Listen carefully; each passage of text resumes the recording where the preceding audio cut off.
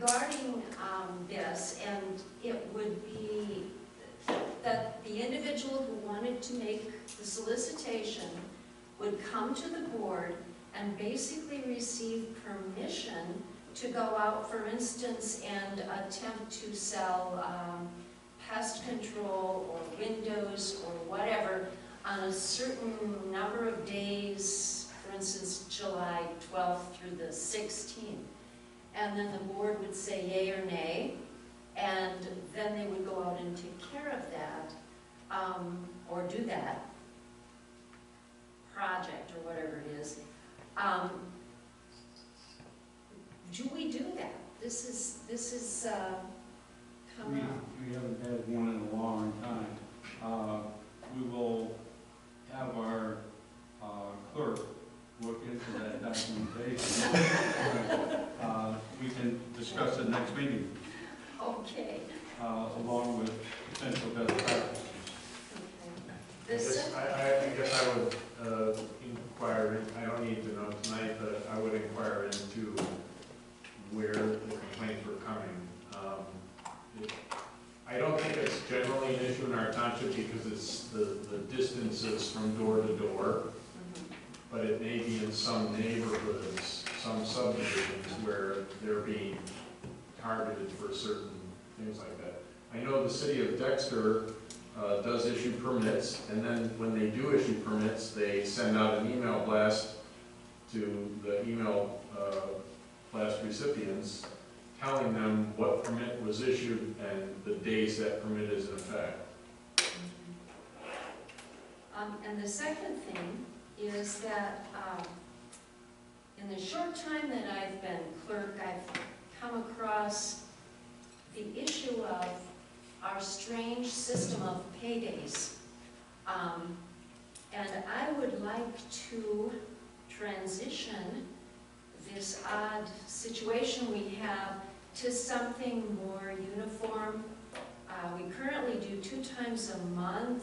I'd like to change it to 1 time per month in order to accommodate Mr. Scharf's reconciliation of bank statements and so on.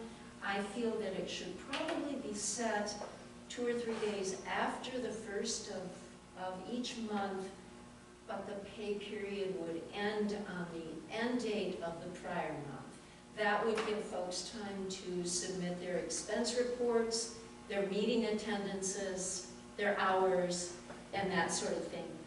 Mr. Scharf was going to look into seeing if there were any statutory limitations on this. If what we are doing now is simply the way we've always done it, or if there's some legal basis that we have to do it this way. We have to pay people within 2 weeks of when they did the work. Not that I'm aware of. Okay. Yeah, because in many of my other lives, I've been paid once per month. Good salary. Yes, but also for expenses and that sort of thing. Our current setup is every single person that receives a paycheck from the township is paid once a month, with one exception.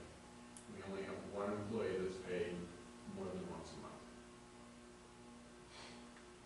The idea that you floated, I'm not sure about the timing, because I think you would then have to do something in December to accommodate that people are getting paid in December. Yeah, we would have to, no, actually, Mr. Scharf, according to the Internal Revenue Service, it's not when you work, it's when you're paid.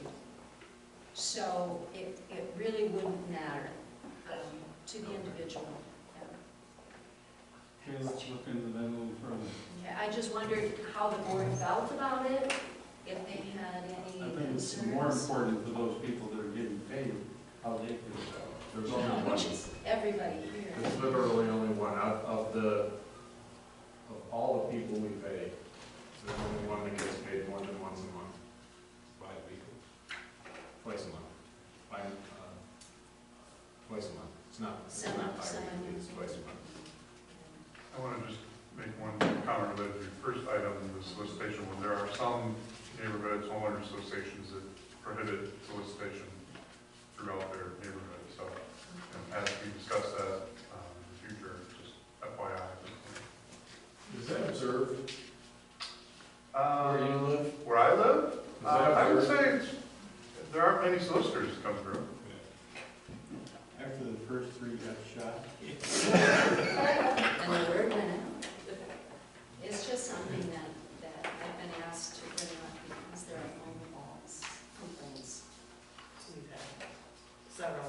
Westminster. Yes. Wait, I have a question, I'm sorry. Oh.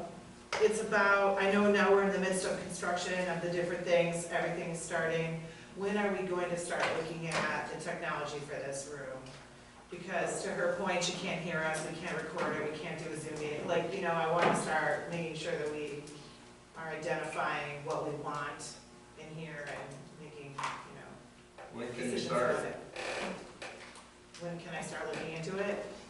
Yeah, start looking into it. We've already told our architect what we want. I don't know where we're at on that. Okay.